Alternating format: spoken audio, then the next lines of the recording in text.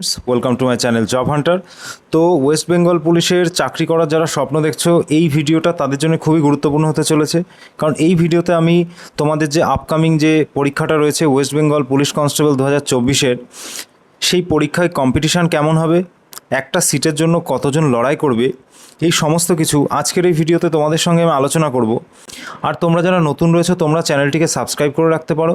Job related যে কোনো information আমি আমার এই চ্যানেলের মাধ্যমে তোমাদের প্রোভাইড করে থাকি। এছাড়া আমি সুবীর দাসের যে কম্পিটিটিভ ম্যাথামেটিক্স চ্যালেঞ্জার রয়েছে, এছাড়া GK series, WP previous year question, এগুলোও আমি ধীরে ধীরে আমার যে চ্যানেল সেই চ্যানেলে আস্তে আস্তে আমি আপলোড করা শুরু করেছি। তো তোমরা সাবস্ক্রাইব করে রাখলে আমার ভিডিও ছাড়া মাত্র সেই ভিডিওটা তোমাদের কাছে পৌঁছে যাবে। ওয়েস্ট বেঙ্গল পুলিশ 2024 যে কম্পিটিশান কেমন হবে এই পরীক্ষায়, সেটা জানার আগে আমরা একটা সিটের জন্য কতজন লড়াই করছে তো সেটা আমরা একটু জেনে নিই। দেখো, টোটাল যে মেল ভ্যাকান্সি রয়েছে সেটা হচ্ছে 8,212 এবং টোটাল যে ফিমেল ভ্যাকান্সি রয়েছে সেটা রয়েছে 3,537। ঠিক আছে, এবার দেখো টোটাল যে ফর্ম ফিল আপ হয়েছে, টোটাল ফর্ম ফিল আপ হয়েছে 10 থেকে 11 লাখের কাছাকাছি। এর মধ্যে মেল ক্যান্ডিডেট যারা ফর্ম ফিল আপ করেছে তার সংখ্যা অ্যারাউন্ড 7 লাখ এবং যারা ফিমেল ক্যান্ডিডেট যারা ফর্ম ফিল আপ করেছে এর সংখ্যা হচ্ছে অ্যারাউন্ড 3.5 লাখের কাছাকাছি। এইবার দেখো, এই যে মেল যে ভ্যাকান্সিটা রয়েছে 8,212, ঠিক আছে, এই যে 7 lakh total form fill up হয়েছে, এই যে 7 লাখ যে ফর্ম ফিল আপটা হয়েছে আর মেল ভ্যাকান্সি রয়েছে 8,212, এর জন্যে, ঠিক আছে, একটা সিটের জন্যে, এই যে একটা সিটের জন্যে লড়াই করবে অ্যারাউন্ড 86 জন। ঠিক আছে, এবার দেখো ফিমেলদের ক্ষেত্রে, এটা আমি লিখে দিচ্ছি এখানে মেল, ঠিক আছে, এবং ফিমেলদের ক্ষেত্রে একটা সিটের জন্য, এখানে এফই লিখছি, তো ফিমেলদের ক্ষেত্রে একটা সিটের জন্য লড়াই করবে অ্যারাউন্ড 84 জন ক্যান্ডিডেট। তাহলে এখান থেকে তুমি হয়তো আন্দাজ করতে পারছো যে কম্পিটিশান কেমন হবে বা হতে চলেছে। আবার দেখো, যেহেতু পরীক্ষা একটাই হবে সেহেতু ডব্লিউপি কী করবে, মাঠে কিন্তু একটা হিউজ পরিমাণ ক্যান্ডিডেট কিন্তু মাঠে ডাকবে না। তার জন্য তারা কি করবে, ডব্লিউপির যে প্রথম যে পরীক্ষাটা হবে 85 মার্কসের, সেই 85 মার্কসের পরীক্ষায় যত বেশি সংখ্যক ক্যান্ডিডেট কেটে বাদ দেওয়া যায় সেই চিন্তাভাবনায় কিন্তু করবে ডব্লিউপি। কম্পিটিশান কেমন হবে সেটা কয়েকটা বিষয়ের ওপর ডিপেন্ড করছে। দেখো, 1 নম্বর রয়েছে সেটা হচ্ছে ফর্ম ফিল আপ, ঠিক আছে, সেটা হচ্ছে ফর্ম ফিল আপ। 2 নম্বর পয়েন্ট রয়েছে এক্সাম প্যাটার্ন চেঞ্জ, ঠিক আছে, 2 নম্বর পয়েন্ট রয়েছে এক্সাম প্যাটার্ন চেঞ্জ। 3 নম্বর রয়েছে দেখো ভ্যাকান্সি। এই যে বিষয়গুলো রয়েছে, 1 নম্বর রয়েছে টোটাল ফর্ম ফিল আপ, 2 নম্বর রয়েছে এক্সাম প্যাটার্ন চেঞ্জ, 3 নম্বর রয়েছে ভ্যাকান্সি। এই তিনটে বিষয়ের ওপর ডিপেন্ড করেই কিন্তু তোমাদের যে কম্পিটিশান সেটা কেমন হবে সেটা নির্ভর করবে। তো প্রথমে আসি ফর্ম ফিল আপ। তো ফর্ম ফিল আপ কিন্তু একটা হিউজ নাম্বার অফ ক্যান্ডিডেট কিন্তু ফর্ম ফিল আপ করেছে। তো সেক্ষেত্রে আমি আগেই বলে দিয়েছি, যারা মেল রয়েছে মেল প্রায় 7 লক্ষের কাছাকাছি বা 7 থেকে 7.5 লক্ষ, এবং ফিমেল 3.5 থেকে 3.5 লাখের মতো ফর্ম ফিল আপ করেছে। এক্ষেত্রে একদম পারফেক্ট যে কত ফর্ম ফিল আপ হয়েছে সেটা বলা সম্ভব না, সেটা তোমরা ভালোভাবেই জানো। তাও অ্যাপ্রক্সিমেট আমার কাছে যে আপডেট আছে সেই আপডেট অনুযায়ী আমি তোমাদের বলছি। তো একটা হিউজ পরিমাণ ক্যান্ডিডেট কিন্তু ফর্ম ফিল আপ করেছে।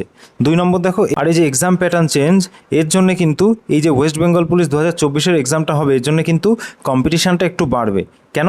দেখো, আগে 2টো এক্সাম হতো তোমাদের, মানে লিখিত এক্সাম 2টো হতো, তার মিডিলে কী হতো, মাঠ হতো, তারপর ইন্টারভিউ হতো।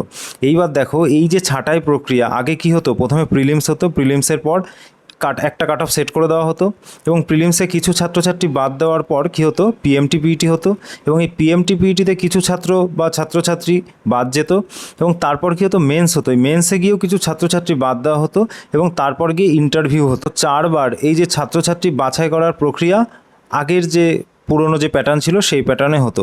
কিন্তু এই নতুন প্যাটার্নে কি হচ্ছে, দেখো 2বার, ঠিক আছে, 2বারেই কিন্তু এখানে ছাত্রছাত্রী বাদ দেওয়ার যে প্রসেস সেটা কিন্তু কমপ্লিট হয়ে যাবে। প্রথমত প্রিলিমস আর দ্বিতীয়ত হচ্ছে মাঠ।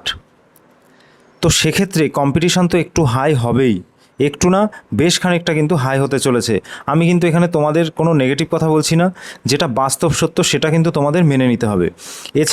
এছাড়াও তোমাদের মাথায় রাখতে হবে ডে বাই ডে ঠিক আছে, ডে বাই ডে কিন্তু কম্পিটিশান কী হচ্ছে, ডে বাই ডে কম্পিটিশান বাড়ছে।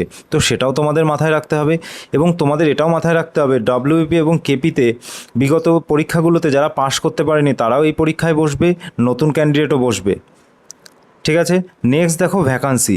এই ভ্যাকান্সির ক্ষেত্রে একটু তোমাদের সুবিধা রয়েছে, সেটা হচ্ছে ভ্যাকান্সিও কিন্তু একটু বেশিই রয়েছে, একটু না অনেকটাই বেশি রয়েছে তোমাদের ভ্যাকান্সি। তো এই সব কিছু মাথায় রেখে তোমরা যদি বলো যে কম্পিটিশান কেমন হবে, তার উত্তর আমি তোমাদের দিতে পারি।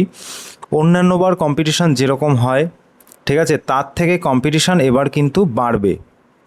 এবং আরেকটা কথা বলে রাখি, এবার কিন্তু বেশ কিছু নতুন ক্যান্ডিডেট যারা পুলিশ বা বিভিন্ন কম্পিটিটিভ পরীক্ষার জন্য পড়াশোনা শুরু করেছে, এরকম নতুন ক্যান্ডিডেটও কিন্তু এবার প্রচুর ফর্ম ফিল আপ হয়েছে। তো অ্যারাউন্ড কেমন টার্গেট তোমরা রাখবে তার ওপর আমি একটা ভিডিও তোমাদের বানিয়েছি।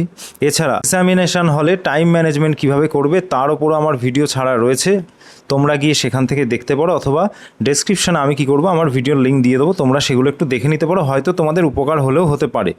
একবার দেখো, দেখে তারপর তোমরা যাচাই করো, যদি ভালো লাগে তোমরা একটা লাইক দিয়ে চলে আসবে। এবং এক্ষেত্রে তোমরা দেখো কম্পিটিশনের কথা মাথায় রেখে তোমরা 60+ টার্গেট কিন্তু রাখো প্রথম থেকেই, কিন্তু এখন থেকেই তোমরা এই যে টার্গেটটা 60+ যে পরীক্ষায় স্কোর তোমাকে করতে হবে, এই টার্গেটটা তোমরা এখন থেকেই শুরু করো।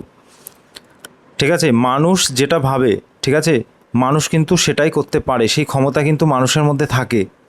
তো তুমি এখন থেকেই যদি 60+ স্কোর করার কথা ভাববে, তাহলেই কিন্তু তুমি গিয়ে 60+ স্কোর করতে পারবে। আর 60+ যদি নাও পারো 58, 59 বা 57 তো করতে পারবে।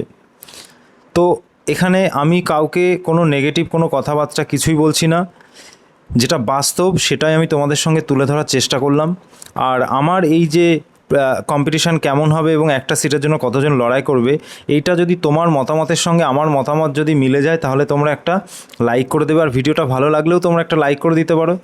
আর চ্যানেলটিকে তোমরা সাবস্ক্রাইব করে রাখতে পারো জব রিলেটেড যে কোনো ইনফরমেশান।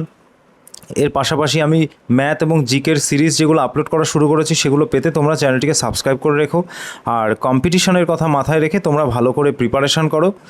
আর পরবর্তী ভিডিওতে আমি এই যে পুলিশের পরীক্ষায় টাইম ম্যানেজমেন্ট থেকে শুরু করে তোমরা প্রতিদিনের ডেইলি রুটিন কীভাবে তৈরি করবে সেই সমস্ত বিষয় তোমাদের আমি আপডেট রাখার চেষ্টা করব আর তোমাদের মোটিভেট রাখারও চেষ্টা করব।